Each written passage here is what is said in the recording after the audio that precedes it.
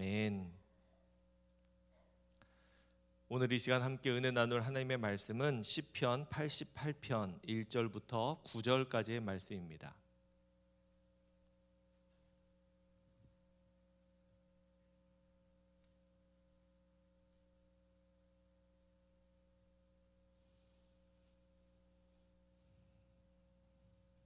시편 88편 1절부터 9절까지의 말씀입니다.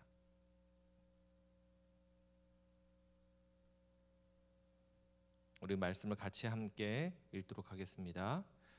여호와 내 구원의 하나님이여, 내가 주야로 주 앞에서 부르짖었사오니 나의 기도가 주 앞에 이르게 하시며 나의 부르짖음에 주의 귀를 기울여 주소서. 물은 나의 영혼에는 재난이 가득하며 나의 생명은 수월에 가까웠사오니 나는 무덤에 내려가는 자 같이 인정되고 힘없는 용사와 같으며 죽은 자 중에 던져진 바 되었으며 죽임을 당하여 무덤에 누운 자 같으니이다. 주께서 그들을 다시 기억하지 아니하시니 그들은 주의 손에서 끊어진 자니이다. 주께서 나를 깊은 웅덩이와 어둡고 음침한 곳에 두셨사오며 주의 노가 나를 심히 누르시고 주의 모든 파도가 나를 괴롭게 하셨나이다. 주께서 내가 아는 자를 내게서 멀리 떠나게 하시고 나를 그들에게 가증한 것이 되게 하셨사오니 나는 갇혀서 나갈 수 없게 되었나이다. 곤란으로 말미암아 내 눈이 쇠하였나이다. 여호와여, 내가 매일 주를 부르며 주를 향하여 나의 두 손을 들었나이다. 아멘. 어제 점심에 약속이 있어서 차를 타고 이동하는 중이었습니다. 차를 타고 이동하는데 옆에 차선에 지나가던 차에서 창문을 내리라는 그런 사인을 보내시더라고요. 무슨 일인가 해서 창문을 내리고 옆에 있는 차 운전하시는 나이가 좀 많으신 어르신이었습니다. 어르신을 보았더니 어르신이 제 차 바퀴, 뒷바퀴에 자동차 바람이 빠졌다고 사인을 손으로 보내시는 겁니다. 감사하다고, 알았다고 그렇게 이야기를 하고 이제 그 차가 지나가고 그 차 뒤를 따라서 가는 겁니다. 근데 앞에 그 어르신이 운전하고 가는 차가 매우 천천히 가는 거죠. 그래서 결국 그 차 뒤에 제가 서 있었는데 중간에 또 자기 차 옆으로 오라는 사인을 또 보내셔서 무슨 일인가 하고 또 옆으로 갔습니다. 옆으로 갔더니 이제 직진하는 차선 저 앞쪽에 가면 자동차를 고치는 데가 있으니까 본인 차 앞으로 들어와서 가서 차를 고치고 가라, 그렇게 또 이야기를 하시는 겁니다. 저도 그 앞에 자동차 고치는 데가 있는 걸 알고 있었기 때문에 따라가려고 했었는데 또 그렇게 본인 차 앞으로 끼어들어서 가라고 이야기를 해주시는 거죠. 조금 더 가서 보았더니 이제 뒷바퀴에 바람이 좀 빠져 있어서 바람을 보충하고 이제 식사하러 갔습니다. 그리고 말씀을 이제 준비하는 가운데 계속 그 생각이 나는 겁니다. 예전 같으면 지극히 당연한 일입니다. 지나가다가 뭐 차 문이 열렸든지 뭐 창문이 열렸든지 옆에 있는 차가 좀 이상하면 모르니까 알려주는 일들이 그냥 쉬운 일이고 또 당연한 일들이었는데 언제부턴가 이런 당연한 일들, 또 당연한 친절들이 어색한 것이 되었고 또 귀하고 소중한 것이 되지 않았나 싶습니다. 그 어르신, 그 친절이 제 안에 어제 하루 종일 마음을 따뜻하게 하고 기분 좋게 하는 그런 한 날이었습니다. 그러면서 생각해 봅니다. 우리도 우리가 살아가는 날 동안에 이렇게 베풀어야 될 친절을 멈추면 안 되겠다. 힘들지 않은 일이라면 우리가 할 수 있는 한 친절하게 또 남을 배려하며 살아가는 것을 우리가 감당해야 되겠다, 이런 생각을 해보게 됩니다.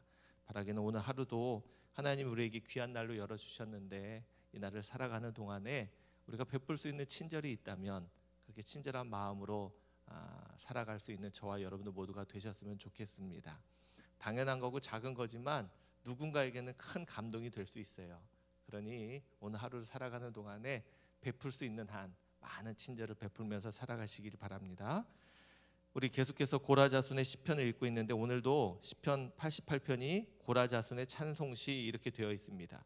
그리고 그 다음에 보면 에스라인 헤만의 마스길 이렇게 되어 있는데 헤만이라는 사람도 여러분들 알다시피 다윗 왕 때부터 성전에서 하나님이 지어진 성전에서 하나님을 찬양하는 일을 하기 위해 세워진 레위인 중에 한 사람이었습니다.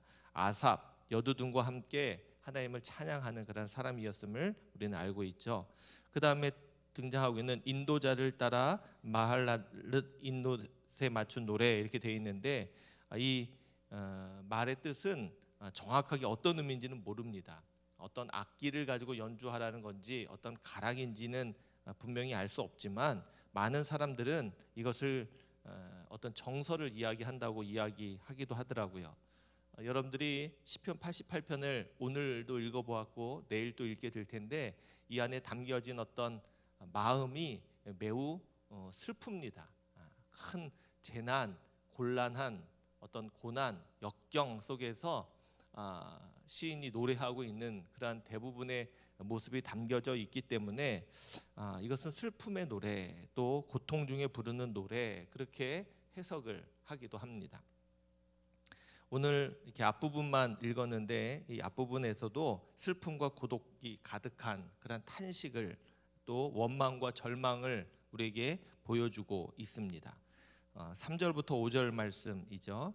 무릇 나의 영혼에는 재난이 가득하며 나의 생명은 수월에 가까웠사오니 나는 무덤에 내려가는 자 같이 인정되고 힘없는 용사와 같으며 죽은 자 중에 던져진 바 되었으며 죽임을 당하여 무덤에 누운 자 같으니이다. 주께서 그들을 다시 기억하지 아니하시니 그들은 주의 손에서 끊어진 자니이다.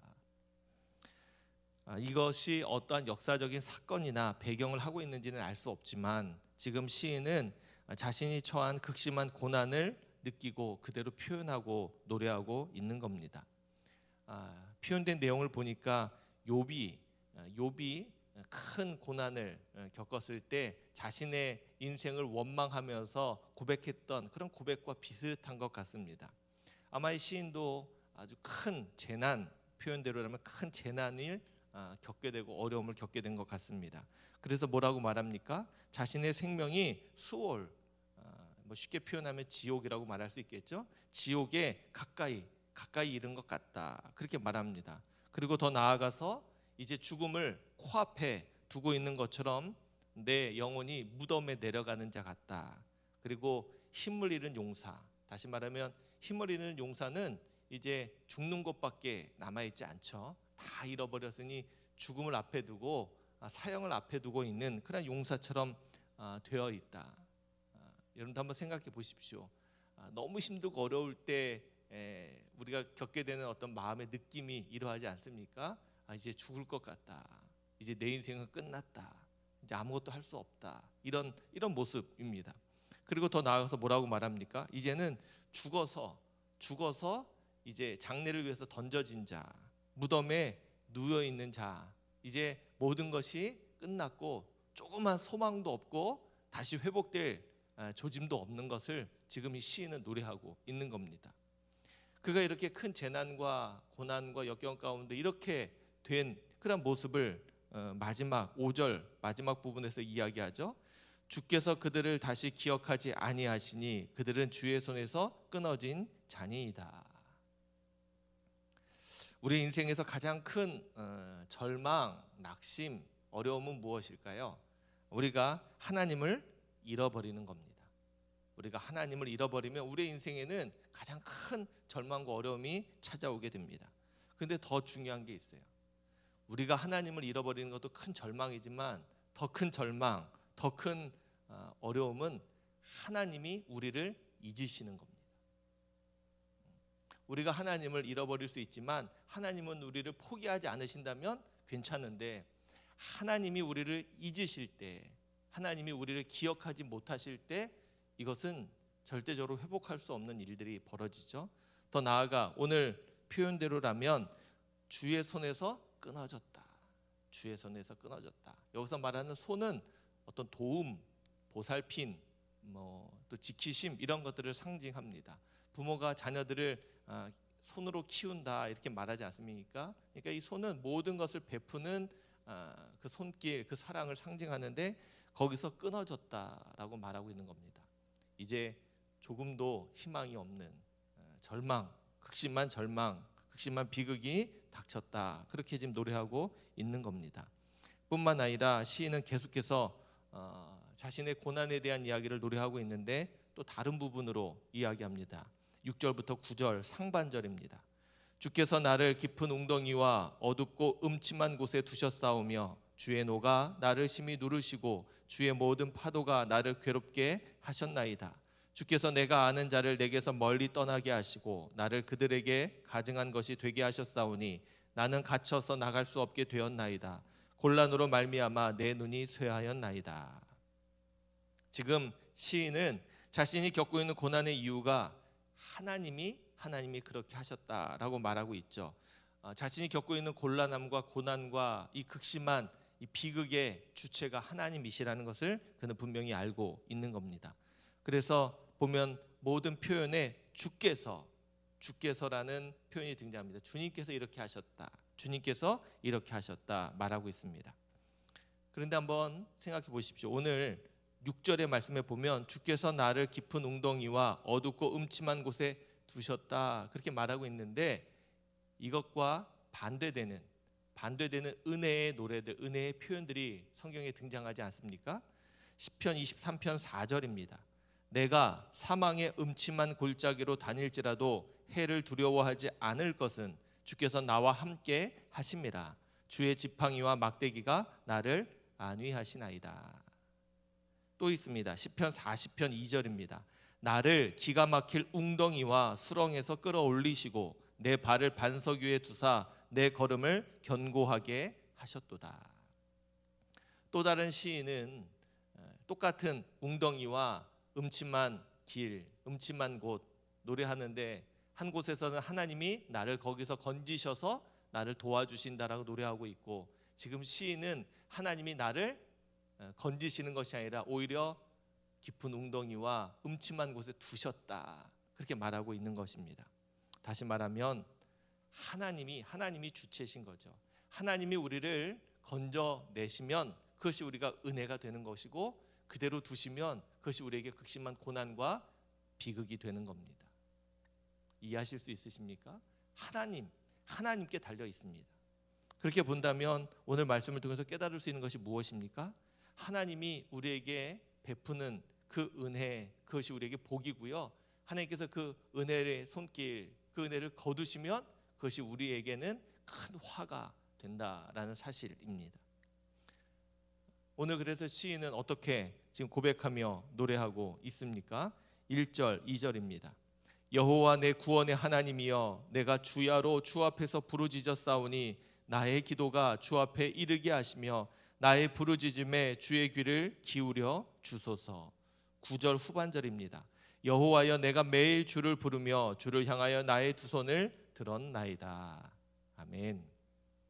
시인은 이 모든 곤란과 재난과 어려움이 하나님께 달려 있음을 분명히 알고 있습니다. 그래서 어떻게 합니까? 기도하는 겁니다. 그냥 기도하지 않죠. 부르짖어 기도하고 있습니다. 그냥 부르짖는 것도 아닙니다. 오늘 표현대로라면 주야로 밤낮으로 기도하고 또 매일 하나님의 이름을 부르짖어 기도하고 있다. 그렇게 노래하고 있습니다. 왜 그럴까? 하나님만이 이 고난과 어두움을 끝내실 수 있고 하나님만이 구원하실 수 있을 것을 알고 있기 때문에 그렇습니다. 다른 그 어떤 것도 그 누구도 아니라 하나님만이 하실 수 있다는 것을 분명히 믿기 때문에 하나님을 향해서 매일 주야로 부르짖어 기도하고 있음을 노래하고 있습니다. 사람들은 두려울 때 소리를 지른다고 하죠. 무서울 때 소리 지르지 않습니까? 비명이라고 말하죠. 소리를 지릅니다. 무서울 때 소리라도 질러야 그 무서움을 좀 극복할 수 있기 때문에 소리를 지른다 그렇게 말합니다. 군대에서도 어렵고 힘든 훈련할 때 조교들이 옆에서 소리를 지르게 하죠. 그래서 마음을 좀 다부지게 또 용기를 낼 수 있게 합니다. 그래서 보통은 이제 부모님 이름을 부르게 하든가 부모님을 외치게 하죠. 뭐 아버지, 어머니 외치게 합니다. 또는 애인이 있으면 애인의 이름을 부르게 하죠. 부르짖게 하는 겁니다. 이게 아무런 것도 아니지만 부르짖어 마음을 좀 다스릴 수 있도록 그렇게 유도하는 것이죠. 그런데 그렇게 부르짖어도 부모가 그곳에 와서 도와주지 않습니다. 사랑하는 애인의 이름을 불러도 애인이 거기 와서 도와주는 것이 아닙니다. 그냥 마음의 위안만 삼을 뿐입니다.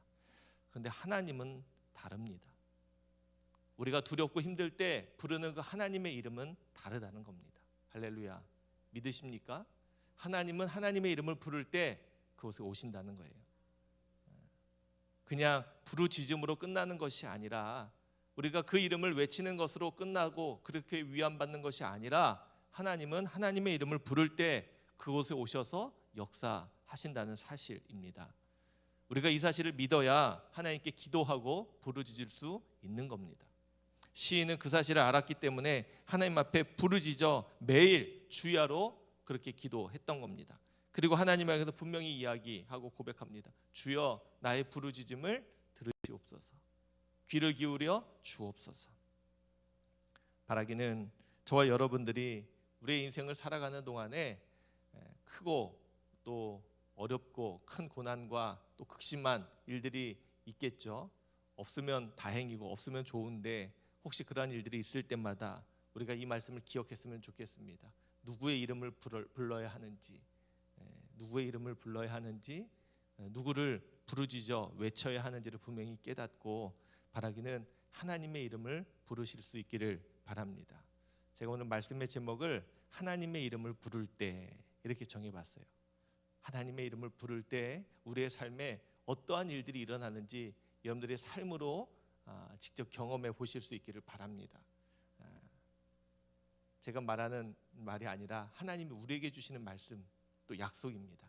하나님의 이름을 부를 때 하나님이 어떻게 우리에게 역사하시는지, 어떻게 우리를 도우시고 어떻게 우리의 삶을 이끌어 가시는지를 직접 한번 경험해 보시고, 또 이 약속의 말씀이 내 삶에 어떻게 이루어지는지를 여러분들 많은 이들에게 간증으로 또 삶으로 보이실 수 있기를 주님의 이름으로 축원합니다.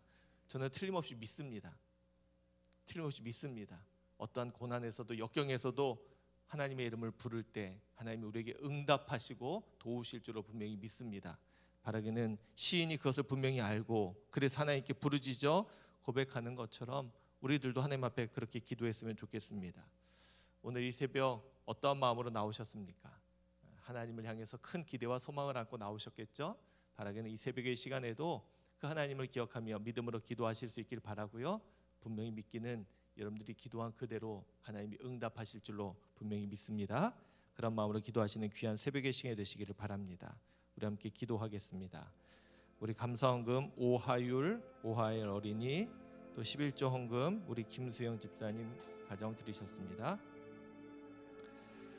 하나님 고맙고 감사합니다. 우리에게 귀한 인생을 허락하시고 또 그 인생을 살아갈 수 있도록 하나님 은혜로 돌보시고 함께 하심에 감사를 드립니다. 하나님이 우리를 잊으시면, 하나님께서 은혜의 손길을 거두시면 우리의 삶에는 큰 재난이, 큰 어려움이 닥칠 수밖에 없음을 우리가 분명히 깨닫게 하시고, 하나님의 은혜의 손길을 기다리고 기억하며 믿음으로 살아가는 우리들 되게 해 주옵소서. 혹여나 우리가 겪고 있는 어두운 일들, 또 힘들고 하나님 두렵고 무서운 일들, 또 마음에 절망과 낙심이 가득한 일들이 있다면 하나님 바로 그때가 하나님의 이름을 부를 때임을 분명히 믿습니다. 하나님의 그 거룩한 이름을 부르짖어 하나님 간구하며 기도하며 외치는 우리들 되게 해 주옵소서. 틀림없이 믿기는 하나님의 이름을 부를 때 하나님이 역사하시고 우리 가운데 함께 하셔서 큰 일을 이루실 것을 믿습니다. 우리를 도와주시고 지키시고 붙드실 것을 분명히 믿습니다. 이 새벽에도 그 귀한 믿음으로 기도하는 우리들 모두가 되게 해 주옵소서. 하나님 이 시간에도 특별히 주 앞에 기도하며 11조 예물로 또 감사의 예물로 주 앞에 드린 귀한 손길, 하나님 그 가정과 하나님 그 마음을 하나님 기쁘게 받아주시고 하나님의 삶의 자리 가운데 하나님이 채우시는 은혜의 역사들이 풍성하고 가득하게 해 주옵소서. 믿음 안에서 잘 자라나게 하시고 거룩한 하나님의 자녀들 될 수 있도록 축복해 주옵소서. 이 새벽에도 우리가 하나님의 이름을 부르며 마음 다해 기도하는 이 시간, 우리 가운데 주님 임재하셔서 하나님의 살아계심과 우리를 통해 우리의 삶을 이끌어 가심을 경험하는 거룩한 시간이 되게 해 주옵소서. 우리의 기도에 주께서 신실하게 응답해 주시기를 간절히 소망하며 우리를 사랑해 주시는 예수 그리스도의 이름으로 기도하옵나이다. 아멘. 하나님의 은혜와 하나님의 사랑을 기억하며 또 감사하며 나아갑니다. 좋으신 하나님, 우리를 통해서 하나님의 은혜 또 하나님의 거룩한 일들을 보여